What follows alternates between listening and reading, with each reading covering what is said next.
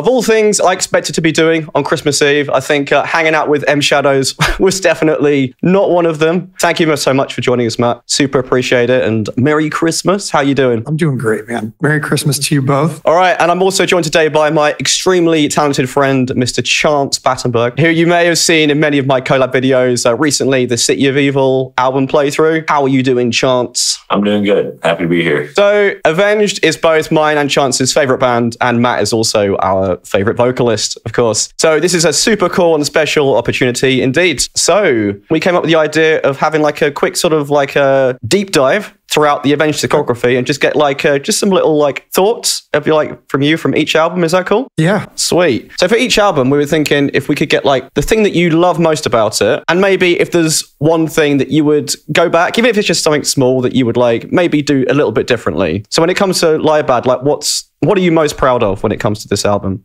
I'm the most proud of the fact that it's a complete off-the-wall experience. I love that we took the approach of shorter tidbits of songs and not feeling that we had to flesh everything out. I am just super proud of that record. If I had to change anything, maybe I would take off the end of We Love You. The slide guitar bit. If I had to change it, I wouldn't actually change any of these records because I'm a true believer in like, they just are a moment in time. Yeah. I think Lie Bad was an expression of freedom. And I appreciate that. But if I wrote it today, there'd be a couple little things that I might change. But I don't know if I would have changed them if I didn't have the experience of knowing how. Of course, yeah. Every album is like a snapshot of where you are at that moment in time, right? So it's right. I'm going to ask as well, like, how did you come up with the big sort of layered vocal bridge in Nobody? Oh, that's like just a lot of R&B, Stevie Wonder, Kanye West influence stuff. Okay.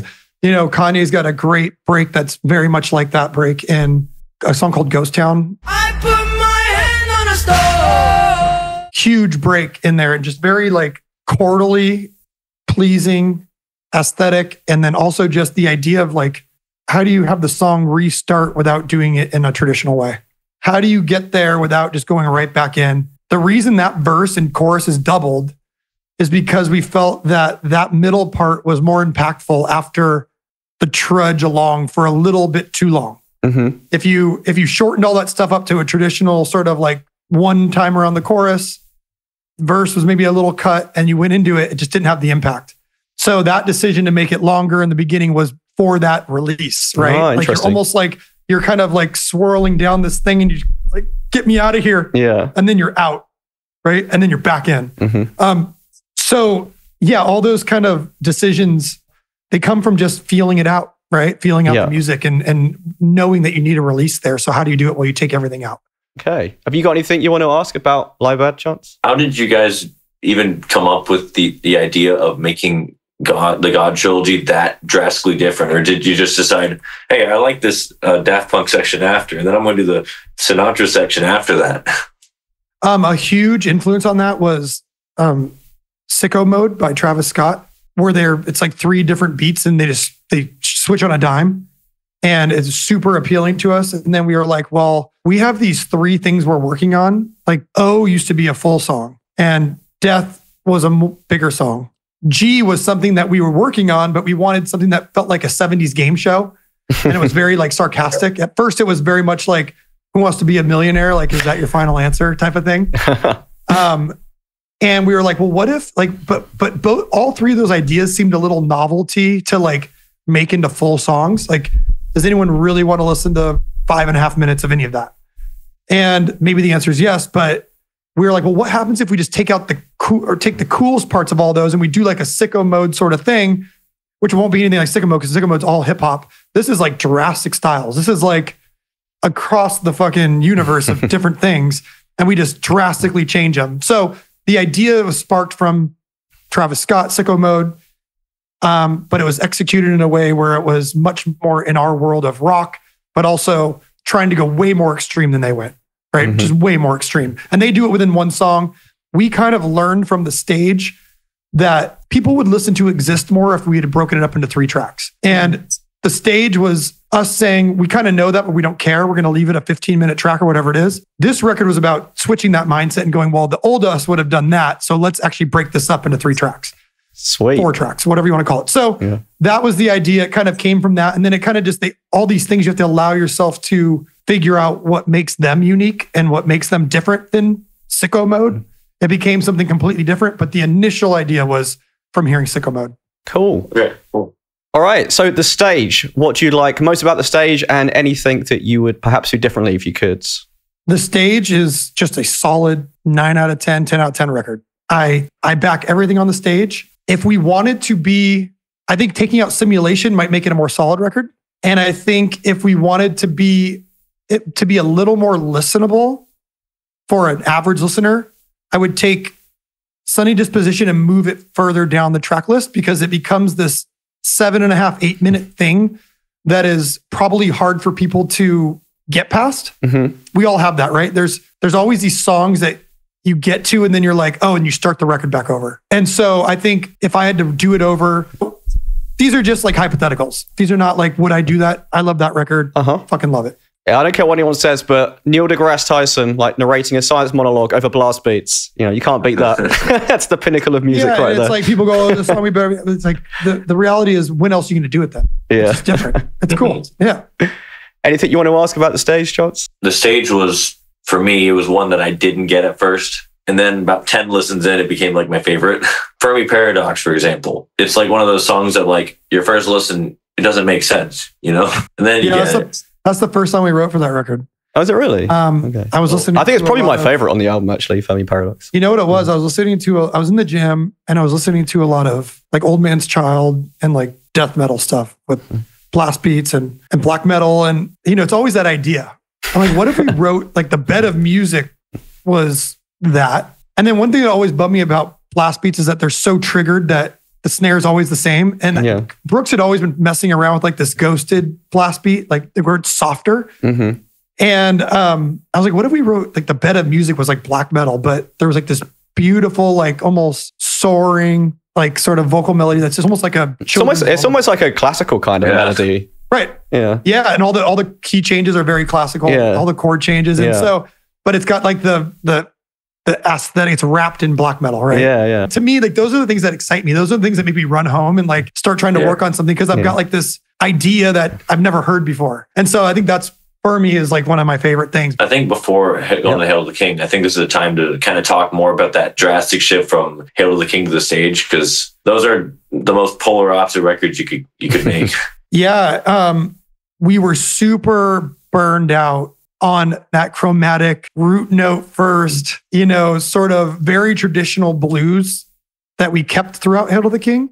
And so we decided that none of that could live on the stage. And that's why that shift probably happened. And it's a shift that has become an addiction that I can't ever see getting over, because there's not enough music out there that implores this. Being able to take something that's a different wrapping paper and put it in a genre that for us usually sticks to either neoclassical or blues. And we wanted to stay away from both those tropes. Even though we have more neoclassical in the stage, Libad's response to the stage was, we're going to get rid of all the neoclassical. Mm-hmm. Now there is moments like the solo in Nobody, which Brian did not want to do. But we figured that he had nailed the neoclassical thing so well that it could stay. I was going to say, I think it was a very smart move as well, putting that solo in Nobody and releasing that song first. Because I guess it's like eased fans in, right? It's like, it's still like the sick guitar solos and everything. Yeah. And then it works because the rest of the song has nothing to do with neoclassical. And that goes back to the idea of like, you don't need to be musical. You just need to have sounds that humans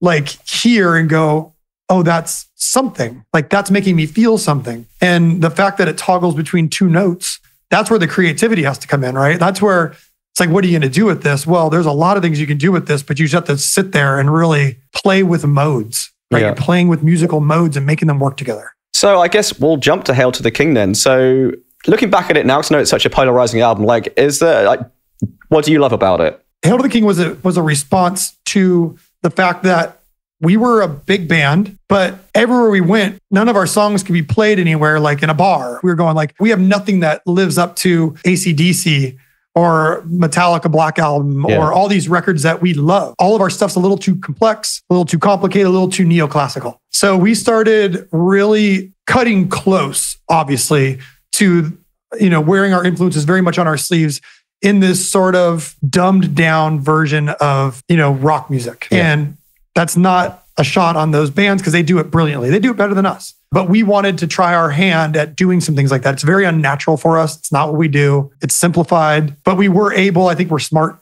enough guys to be able to kind of piece together, it's simple drums. It's huge drums. It's a more scooped sound on the toms. Yeah. It's a lower volume of guitar that actually feels bigger when you put it with the bass. It's, a vocal that is very simple. There's not a lot of harmonies. It's one vocal that's kind of yelling at you, and it's almost like, can you take this vocal melody and sing it to your kid as a lullaby? And so we took all those things and we made Hail to the King. And unfortunately, Hail to the King worked. It's our biggest song. I wouldn't have it any other way, but it's a funny thing that's the song that is almost at 1 billion views. And it's the song that people hear first. And so I don't know if that's more of a commentary on us or more of a commentary on the typical rock listener. But yeah, Hail to the King is one of those things where it's a funny little experiment, and it's fun. That's what it is. It's just fun. I mean, is there anything you would change about it? I think Crimson Day is a throwaway. I mean, that's not a great ballad. We've had much better ballads. I think we've always done pretty good ballads. I think Crimson Day is probably the lowest on my list of things we've ever done. I also think the coolest thing we did on that record is Planets. And of course, it's the least listened to.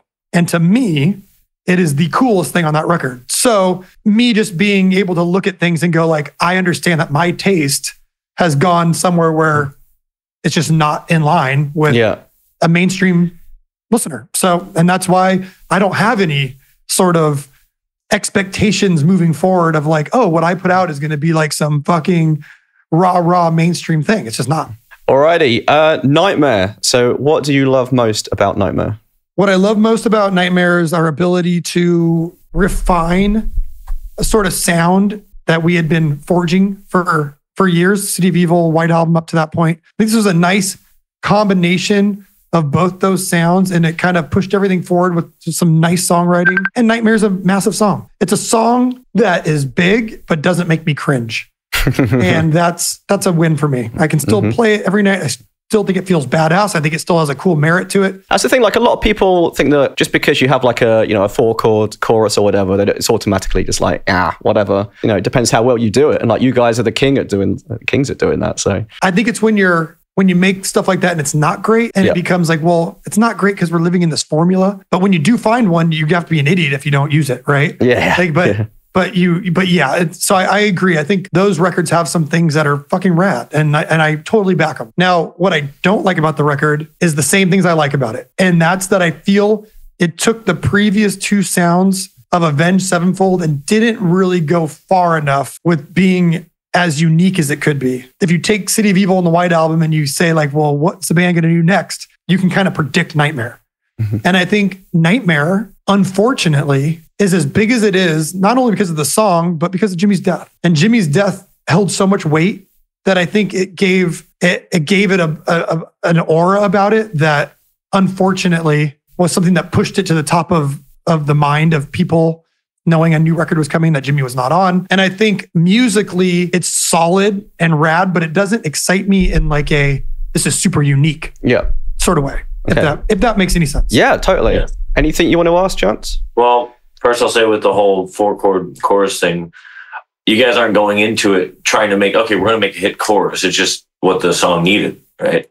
Right. I guess another thing is like, let's use God Hates Us, for example. What was the idea of like deciding to bring, I guess that's kind of like an ethos that you did later on, but like, we want to do it for this song, kind of breaking the rule of like where you kind of stop screaming over time. Yeah, I mean, there never was a rule. I think the only time there was the big shift was Waking the Fallen, obviously, to City of Evil, because you kind of had to like cut the cord, right? Because if you don't cut the cord, you've got this sort of like, okay, well, anytime we can't come up with a vocal melody, we'll just scream over it. And our MO at that point was, we are going to concentrate on vocal melodies. And if we can't make it work, we're not going to just, opt out and then just scream over it. We're going to work on this. So it became like a thing where it was like more of a challenge to ourselves. And I think screaming can be used massively and effectively if it's done right. So the God Hates Us thing, we just had that riff And I love Pantera. I love that sort of Phil, like cupping the mic, just, like sort of like thing. And I was just doing this like, and we were just like, oh, dude, that's rad over this riff. So we're never going to throw something away that's rad.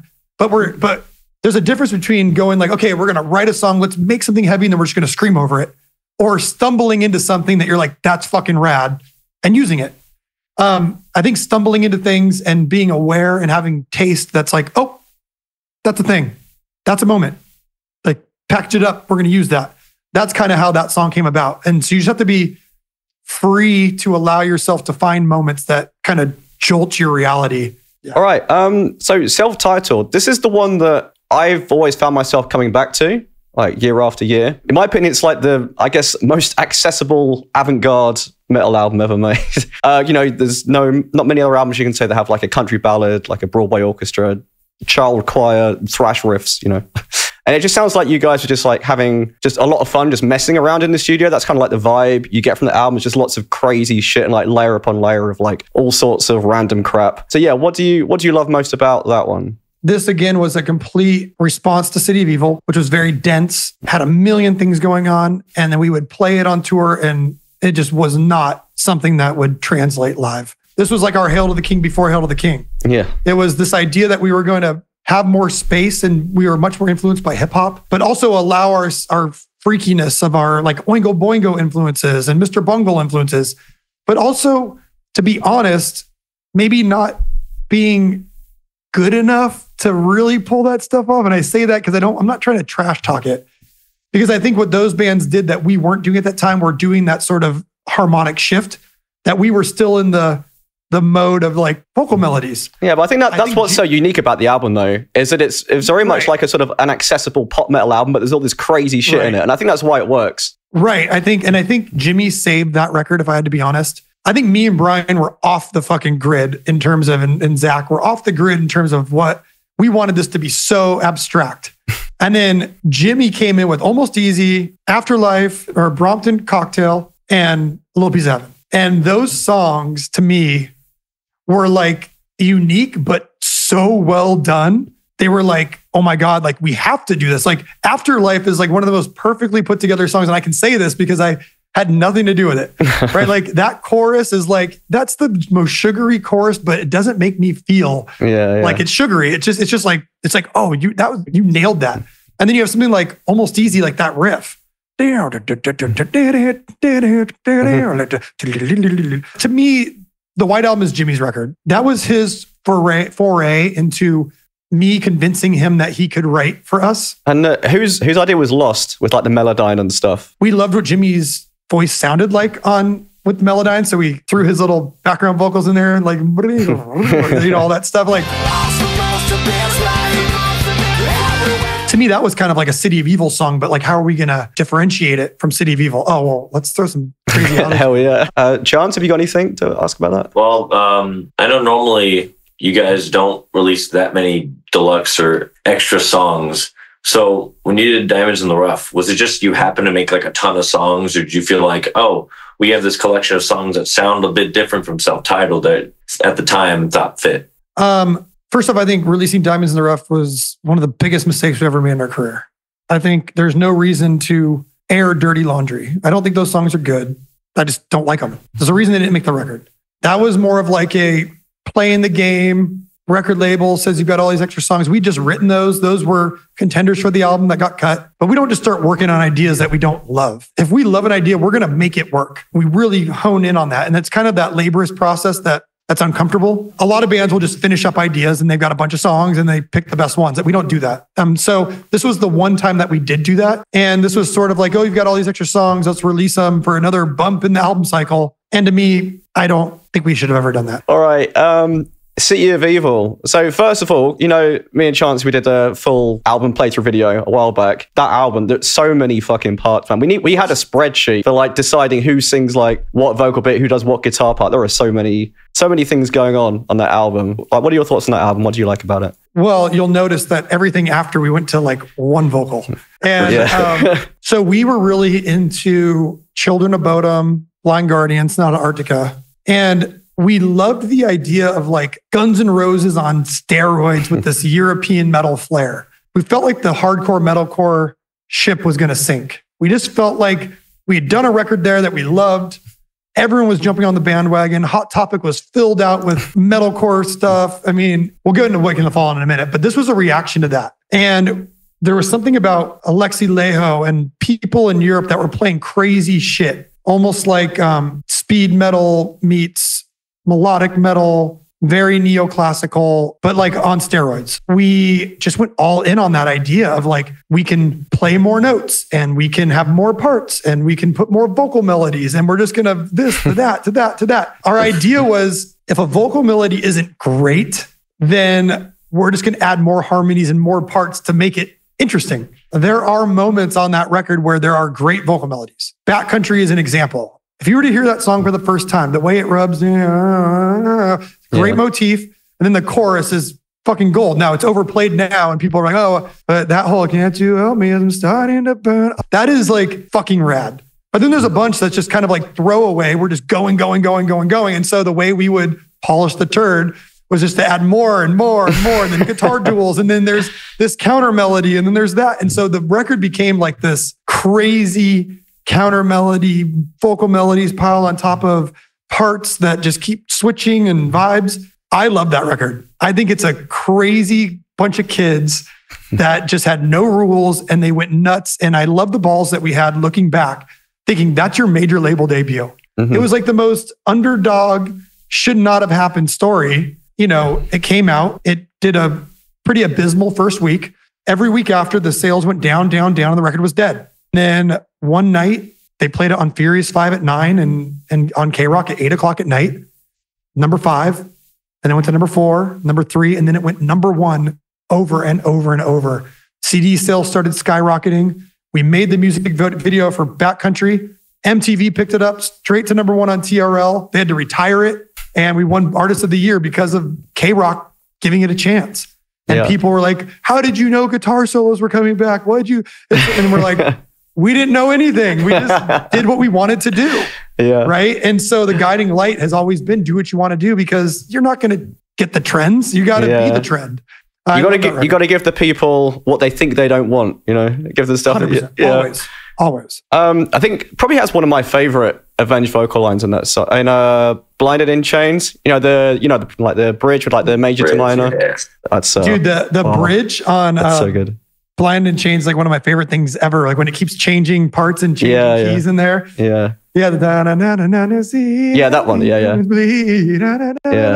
It's so wanky, but it's amazing. Yeah. Right, well, just like the chorus of Beast in the Harlot. Yeah. It just like goes on and on and on. That was us that was like our Sonata Arctica sort of. Yeah. Like we're gonna make a chorus that's like just goes and goes, and it's like you've got your dragon and your sword and you're going. You know, like it was cool. Like those influences are rad. Now, things I don't love about it, that's a moment in time that's just rad. I think we could have gone a little more organic on the drums. I think there's some samples on the kick drum that get a little grating to me. I think all the things that I think are wrong about that record are what make it great.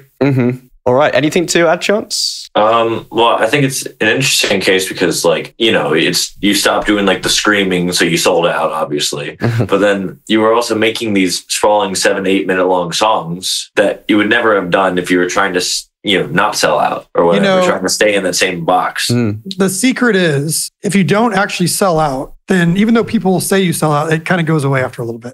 Yeah. Because then they realize you didn't really sell out, right? Like the argument can be made, okay, they sold out, they signed to a major label, but then they gave them that record with those songs, with that sound. If you think that's a sellout, then you're just there to write the word sellout. You don't actually think about what a sellout is. All right, Wake in the Fallen. So what do you love most about that album? Fucking rad record.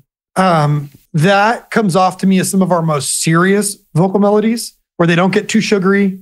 They don't get too anywhere where I feel on the line of pop. These feel very serious. It feels like a strong record to me. I think the riffs are cool. I think it's got just enough metal in it to where it takes metalcore to a place that it hadn't been yet. I think it's got just enough punk in it that no one else can replicate it like we can because we grew up in the punk scene. It's like in our DNA.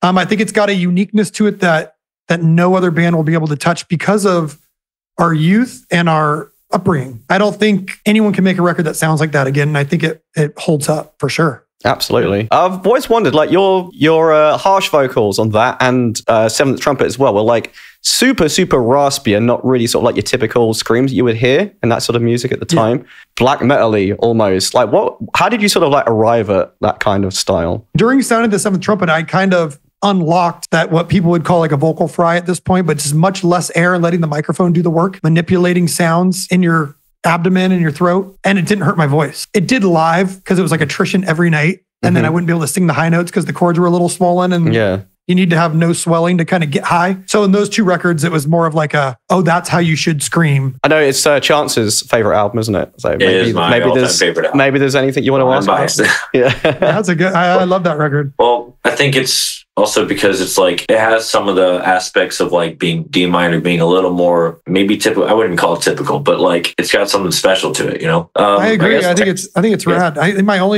The downside of it is like the production feels dated. A lot of my favorite records, the production feels dated, but that's kind of like the coolness of them. Yeah. But when I do listen to it, it's a little hard to listen to the snare drum and some of the kick drum. The kick drum sounds a little bit like hitting a wet tennis ball to me.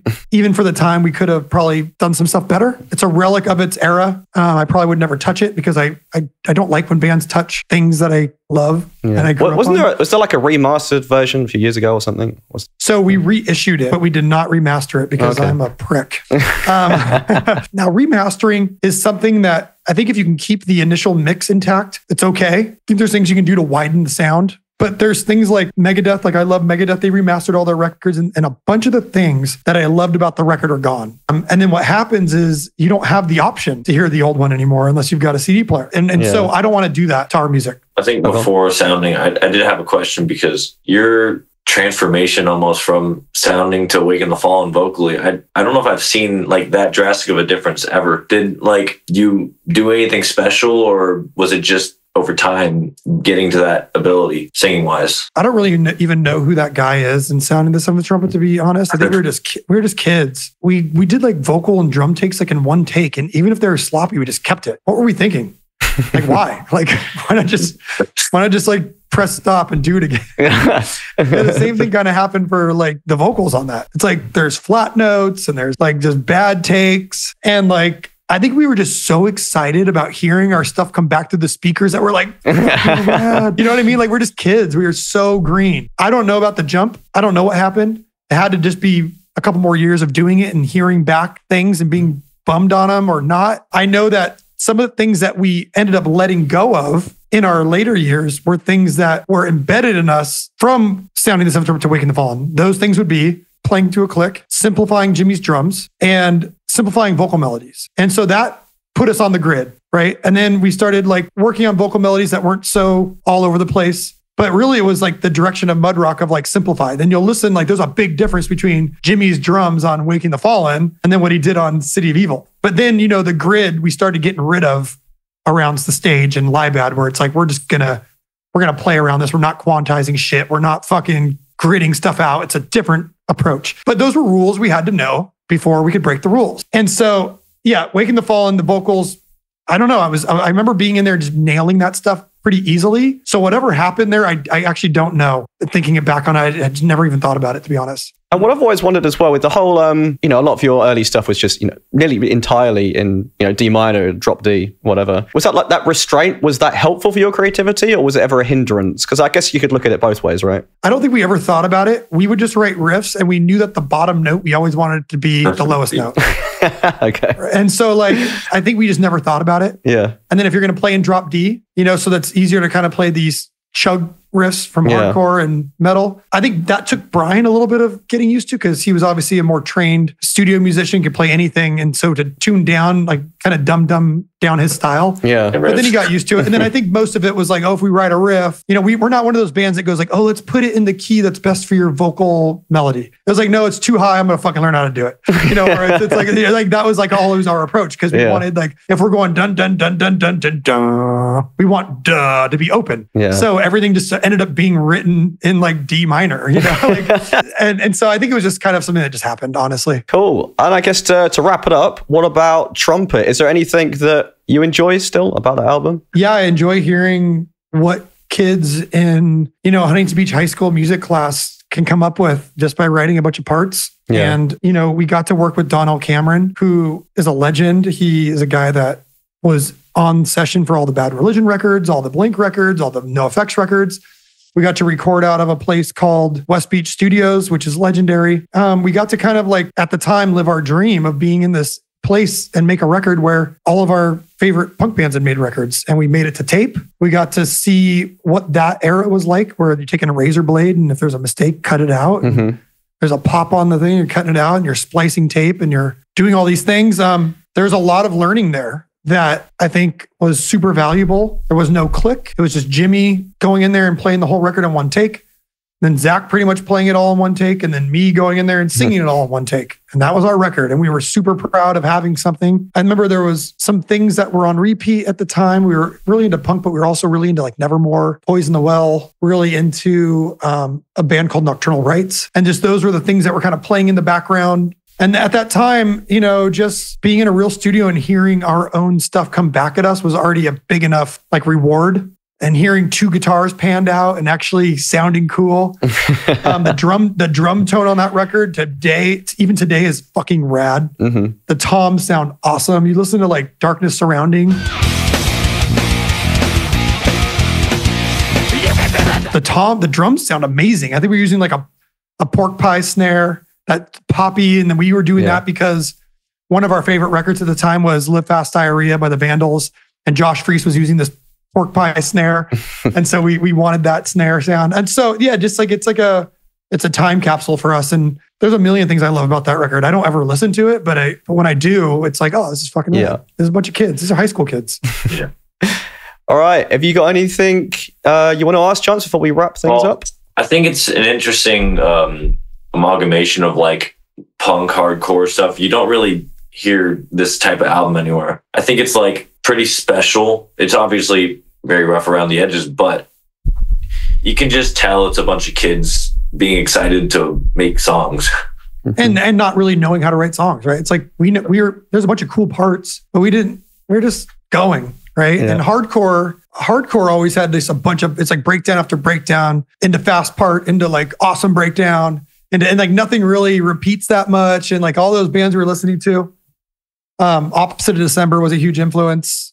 Kill Switch was a huge influence. All these things we were listening to, we didn't really understand writing songs, but I think that's part of the charm of it. Yeah. And I think we've kept that throughout our career. You always want to, besides Hail to the King, everything's kind of all over the place. It's always goes somewhere else or does something, or a bridge is just as important as this, because it's not a throwaway. It's not a means to get you here. It's really where are we going to take somebody? Yeah. And how are we going to drop them back into where you want to wait around for the third chorus, if there is one? Yeah. Right? Those are questions you have to ask yourself. And you can only get away with that because you're great songwriters. When lesser songwriters try and do that sort of approach, it's not always great. Not always, but I appreciate it. But I think that record is just the start of that's just punk rock and hardcore, and then not really knowing how to play metal.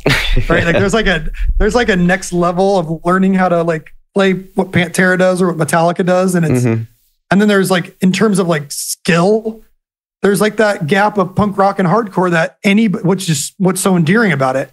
Anybody can pick up the guitar, down tune, and play fucking chug riffs, and you can make some rad shit. But if you want to blend that next level up, I think that's where we kind of did that with Waking the Fallen and with City of Evil, where we were playing we were playing the major leagues, where soundings were in the minor leagues. We're playing what kids can play in high school, which is cool.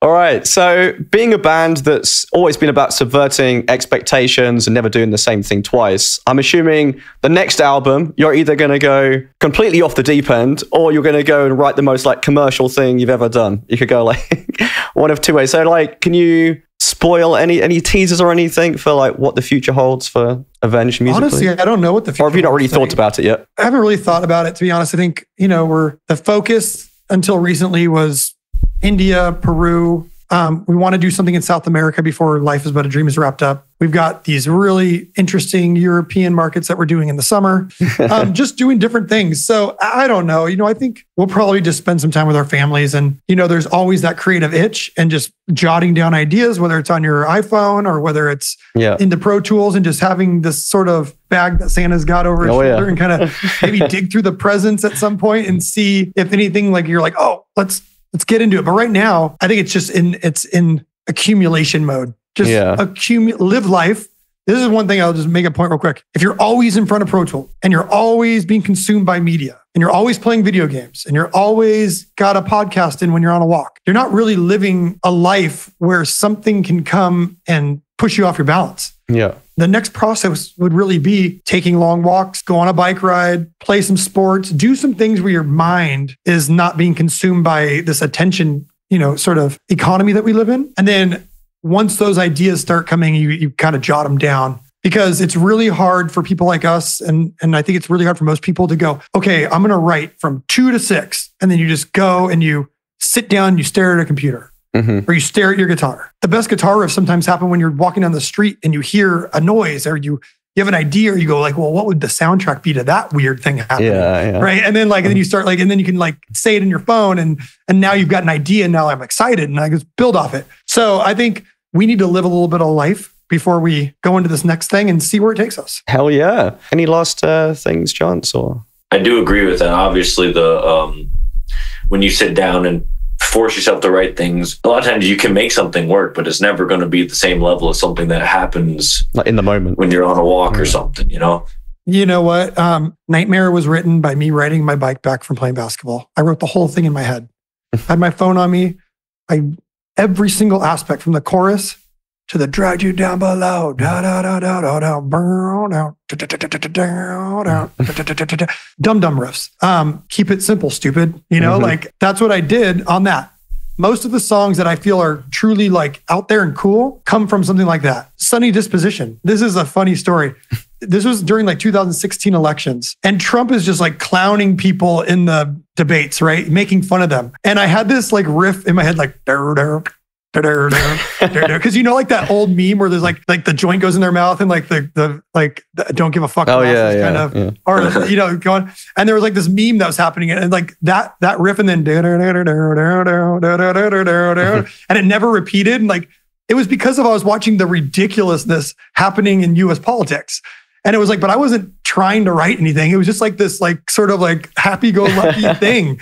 And it became what it was, right? So you have to have your brain open enough to not being consumed by things. And if you're listening to a podcast or you're playing a video game, you're just not, your channel's not open. It just isn't, right? The channel has to be open to take things in. So I'll end on that, because that's something that is going to be harder and harder for our kids and for even us, moving forward, is that we have too many things taking our attention to truly be creative and have original ideas. Yeah, it's a great point, because at my guitar school, online guitar school that I run, I think by far one of the most common things that people ask me for help on is getting out of creative blocks and slumps. And when I ask them, what their sort of routine is, they said it sounds weird, but they're trying too hard. They're always trying to write, or always trying to make some content. And that's an amazing point about just go out, switch off your brain, and go live, and then the ideas will come. The creativity will never come. Force it. Yeah. Never force it. And then also, I think what I've done is I've really understood my sort of human clock. I understand that if I do a bunch of things before I sit down, then I've already lost the battle, because now all these other things have consumed me.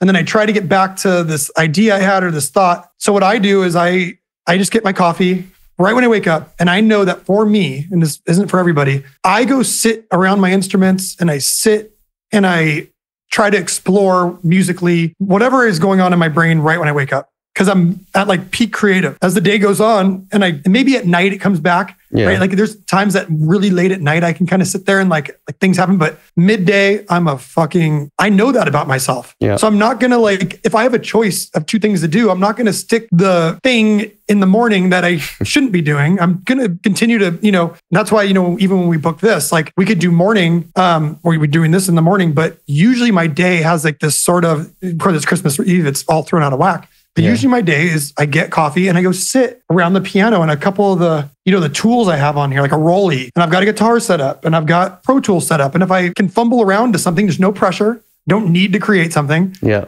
But then the rest of the day, I'm not trying to force it. I'm just living life. And then maybe something from the day before comes in and goes, oh, and then I pull up my iPhone and I go, oh, that's an idea. Yeah. 90% of them suck, but every once in a while, there's something that's cool. So anyways, that's my sort of creative process, which works for me, but everyone's got to find their own. My only advice would be find out what works for you in your brain and when are you most optimal for that sort of thing. And don't worry about the other times. Well, I appreciate you giving us that insight. Thank you so much. It's very generous of you.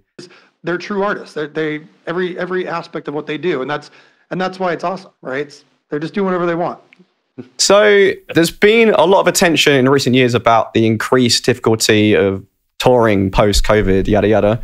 So especially for like smaller to medium-sized bands. So earlier in the year, I joined a reasonably sized power metal band who was signed to Nuclear Blast, and they tour and do the festivals and stuff. And I was really quite shocked to see how tight the margins are and how the finances break down for a mid-sized average metal band. Does this apply to huge bands like yourself as well? Or has touring become noticeably more problematic? Or do you have enough resources to sort of brute force it? No, you can't brute force it. It's really crazy because, when you get to our kind of level, everybody on the crew is A-list and they're all being pulled in different directions. So they all make, high-end amounts of money. Yeah. More trucks, more drivers, more gasoline, more travel. So it just scales directly with band size. Yeah. Yeah. And we've already seen a lot of bands canceling tours. You're going to see a lot more because I know where we're at. I know what we make. And I know that it's incredibly hard for us even, right? Okay. Unless you can really put something together that keeps you in one city and not a lot of movement and keeps you in places where you can play multiple nights somewhere, you really are doing some of these things. For instance, a big reason we're going to all these different countries is because we can go to the same countries and make very little to no money, or we can go to new countries and make very little to no money. Okay. And so the idea has been, let's go build the band out. Now, here's my little music industry hack. Back in the day, we were starting out in Indonesia, which is our second biggest market now. It was our biggest market when we went there in May. Actually had more listeners than America. But we've grown something in Indonesia that has been incredible. Back in the day, we would go there and nobody at the label would support it really or care because they couldn't sell CDs. They couldn't, they didn't have the money to buy CDs, or they didn't have the production, or people just didn't collect physical music. With the change in getting paid by streaming services, the kind of hack is you can grow all these third world countries, second world countries, places that traditionally couldn't afford, to buy from your web store or buy a CD, because one stream in Indonesia is the same as one stream in Los Angeles, right? And the more you grow the worldwide kind of coalition and get to these places that maybe aren't introduced to Western music as much, I would say India, a place where it's just so disconnected from what we're all doing over in Europe and America. They're fans, but it's just not a thing because bands aren't going there. And it's just that whole thing hasn't been developed yet. It reminds me of Indonesia 10 years ago or 15 years ago. My belief is that if you keep going to these places and opening up new markets and kind of putting a flag there, that if you can get the whole world streaming, it's going to kind of supplement this sort of gap that we were missing in the 90s and the early 2000s when the labels and no one would pay attention to these places because there's no money to be made. So yeah, it's one of those things where, again, going back to touring is very hard right now for bands. It's almost impossible. And you're also having a big downturn in ticket sales right now, right? People have been blown out by ticket prices because of the touring, because of the inflation. So every single thing stacks on top. And then you've got people that are very upset about what ticket prices are, which I get. It's kind of crazy, to go see a couple bands and it's going to cost you $500-$600. Or if it's country artists, it's $1,000. If it's Taylor Swift, it's $3,200, whatever it is. Yeah. And there's a whole argument there, right? There's a whole argument of people not understanding how the ticketing works and the music business, people blaming and pointing fingers. But what really is happening is there's inflation, there's higher costs, it's much harder to get around. And if you think about every aspect of a touring band's life, it's making it increasingly impossible. And you got to think, if there's not going to be CDs coming into the record label, there's no tour support, right? They're not making that kind of money anymore. So you've got this whole situation that is kind of dire when you think about it that way. That's why you got to kind of pick and choose what you're doing. Okay, that's interesting. I was going to ask you about the ticket stuff, because I did a video on this like last month, I think. We were like looking at some like stats and stuff. I don't know how accurate all this stuff is, but like, you know, average ticket prices have like, I think nearly doubled over the past few years or so, up to like over $100 now. So you reckon for a lot of these bigger bands, especially some of like the other nostalgia bands, you know, like I don't want to name names, but I'm sure you know who I mean, right? Or the bigger nostalgia metal bands who are like charging like exorbitant amounts of money for tickets. And so like, do you think this is wholly to cover like the increased costs, or do you think there is like a bit of greed in there as well from the parties at play? I think if I was to get into numbers right now and show you what we make at a show and what it costs, I think you would just like, are you kidding me? Like, yeah. How can you bring in that much money and then no band members make anything? Yeah. Right. You'd be like, there's got to be somewhere in there that you have someone that's just messing up. But it's a true thing, right? Like, it wouldn't even be appropriate to get into that. It just doesn't make sense. But just know that there are crazy amounts to get 38 people on a crew that need to be there, that are running lights, running your stuff, and to run. You know, to headline Rock in Rio, you got to have a show. You got to have the show, and everyone's got to fly in, and they don't have the right pyro. You got to bring it in from Germany because they don't have the right things in Brazil, or and then everyone, you know what I mean? And there's 4 or 5 days of pre-production and hotels, and there's, you know, it just becomes insane. Yeah. And then I also think that people don't truly, they want to ignore that we live in a capitalist society where there's two things going on. Artists want to be compensated for whatever the fair market value is for their work. So what that means is if there's 2,000 seats in a venue, the artist could be really nice and charge $50, right? And not make any money, or go do it because they just want to do it. And then you could have a reseller that could sell a few hundred of those tickets for up to $1,000 because there's fans that will pay $1,000. Now, the reason dynamic pricing even ever got introduced is because the artist and the management said, why is the reseller making 10x what the artist that's on stage is making? There's this many tickets that will sell for this much. Why aren't we charging that much? And so what Ticketmaster did is they created a tool that allow artists to opt into this dynamic pricing. Now, it's very clear. Ticketmaster created a tool to allow artists to opt into this. It's not Ticketmaster just taking all the top end. It's the artists. Yeah. And artists love to hide behind Live Nation and Ticketmaster and go, oh, well, no clue. Can't believe it. The reality is, if you ask most people and you say, if someone's buying a ticket for $1,000, do you want it going to a reseller or the artist? Most people will say, we want it going to the artist. But they also don't want the ticket to be that highly priced. Yeah. And then they also don't want you to take away their ability to resell the ticket, because that's kind of, I know you're not in America, but it's very un-American. You can't, you don't buy a Range Rover and they tell you can't resell it. You don't buy a house and they tell you, oh, can't resell it. Sorry. Housing market's getting too high. You're not allowed to resell your house. So the ticketing kind of falls under that same thing of like, we're giving you something that you've purchased. Now, if we tell you can't resell it, it's almost unethical in a way. So you have all these little arguments, and there's macro and micro arguments about all of it. And that's really what's happening. So at the end of the day, ticket prices go up when somebody in the queue sees the queue exorbitant and there's too many people in there. They raise the prices until people stop buying. And that is what the music industry calls fair market value. Yeah. Now, I don't think people would disagree with the premise. They just don't like when it's happening to them. Yeah. And so that's the situation we're in. I'm not here to make a statement on whether they should be mad or not. It's just, that's what's really happening. Yeah. So you're saying it's like, it's just a general symptom of the economy and inflation and supply and demand. Yeah. Supply and demand. Yeah, it really is. And if people can afford it, the artist would rather see that upside than the guy that bought 20 front row tickets, and now he's selling them to all your biggest fans. Yeah. Do you see it getting like better or worse for touring bands in the future, or impossible to say? It's hard to say because right now it just seems like it's on a complete runaway, right? It feels like, what brings this back in? Is it regulations on pricing? Is it bringing down inflation?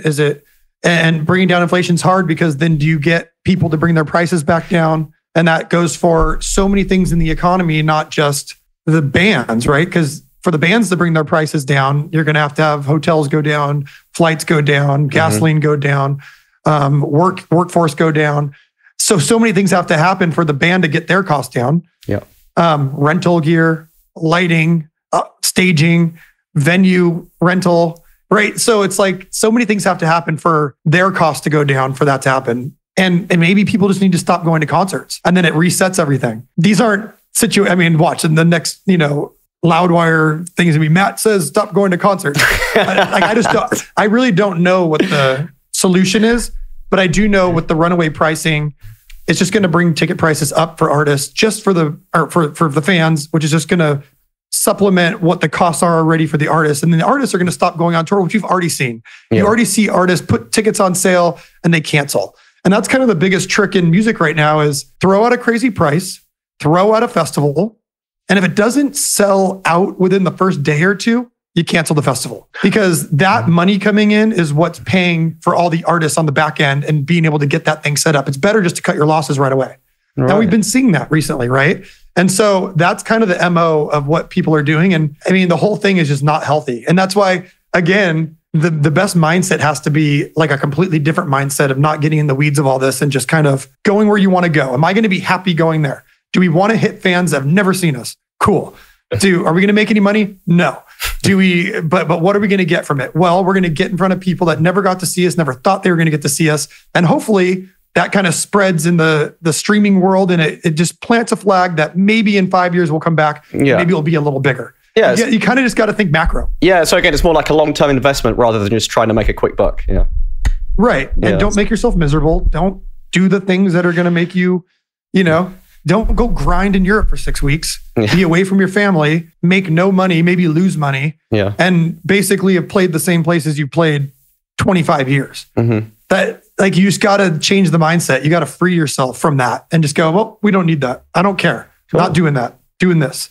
It's super interesting hearing all this stuff from someone from a band of your level, because I've heard about this a lot from smaller bands and mid-sized bands, but to hear about the same things but just on a much grander scale is super interesting. It's not fun. Yeah. Chance, do you want to take the lead on the next one? Yeah, so I was curious about, because you were talking about a Rock in Rio and all the things you need for a giant show like that. How drastically different did it feel going from that to playing the Observatory, 1,000 people, a club show a week later or something? It felt drastically different, but it's funny because I was with Zach the other night and we were having dinner with a friend and he was talking about, just falling back in love of just like the grabbing the guitar, jamming, and not having the full on circus that comes with, doing a show like Rock in Rio, right? Where we know what songs we're going into. We played these songs for the last couple of years. You know what's going to happen. You kind of have a vibe of what's going to happen. Then you're just kind of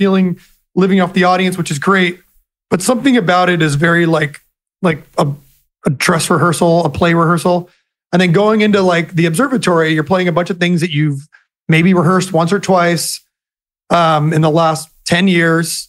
And you're playing them for the first time in a long time. And there's something that's so like physical and real and like really got to concentrate on what you're doing, but it's working and it's fun. And there's just something about that feeling that you want to always be able to have one foot in that world, right? Where it's like, there's something like I love about this. There's something real happening. And it's like this organism that's just feeding off itself and it's growing. And so there's like there's a really cool feeling, not only the size of the venue, because that we're just as comfortable going into, a 300 seater as we are going into 100,000. And that's just experience. That's neither one's going to really affect us in a mental state, but one does feel like something real is happening, something real cool, right? Well, yeah, it definitely felt, like think like a small hardcore show where like everybody's like diehards, and it felt like very special versus a giant production and all that because it was just a stage. Mm-hmm. Right. Yeah. It's a, and for us too. I mean, take any of those big venues and you're way up on stage, you're far away, and there's a lot of gap between you and the audience, and there's all sorts of things going on. You're in the front of the, you're in front of the, the stage, and your mic's feeding back through you, and you're hearing it come back through the big speakers, and you got this crazy thing happening. And then you've got, to run from one side to the other, you're like literally on a treadmill pretty much. Like, it's a big production. It's a crazy thing. You got to, it's a different thing. And then kind of just being there with all those fans that are sweating and smelly and fucking, it's awesome. It's really, it's and you get band members' kids flying overhead. Yeah, my kids. Yep. Yeah. So it's, it's again, it's just go where the fun is as a band, right? Go where the fun is. That idea to do that show got everybody so excited. The idea to go to India got everybody so excited. The idea to, that we're doing Peru in 2 months or 3 months, like it's a one-off. Just going to fly to Peru for the weekend and play this huge show. Like, that's exciting, right? If you put, 37 dates in front of this band at this point, they're just going to go. And it's like all the same cities. It's you might get no response. Mm-hmm. I got you. And so you just chase the excitement, right? It is what it is. So for anyone who doesn't know, the Observatory show that Chance mentioned was a special Deathbats Club show.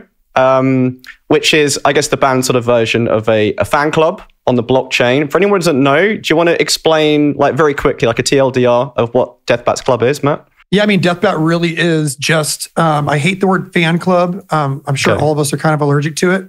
It's a community with a limited amount of people that can be in it. There's 10,000 memberships. About 6,000 people are in it right now. And it's a peer-to-peer, fan-to-fan based fan club that lives under a new technology that allows us to do some cool things. And that's basically all it is. It's something that we can really curate and create experiences in a way that we couldn't necessarily do it before. Yeah, it's so cool and it's so unique. Like, I completely love what you've done with it. Me and Chance were both day one minters. We were there from the beginning. Nice. I was trying really hard to get number 10,000. I was trying to like game it by like increasing the gas price and stuff and try and just like slide in there. Like, I got 9999, but I'm happy with that. Oh, did you? Yeah. Well, I appreciate you giving us that insight. Thank you so much. It's very generous of you. And thank you for joining us. I mean, it's been, nearly 2.5 hours. We really appreciate your time. Thank you so much, Matt. No worries, man. Thanks for having me. Thank you. Enjoy your Christmas. Best wishes to the family and take care. Yeah, you guys too. Good to see you guys.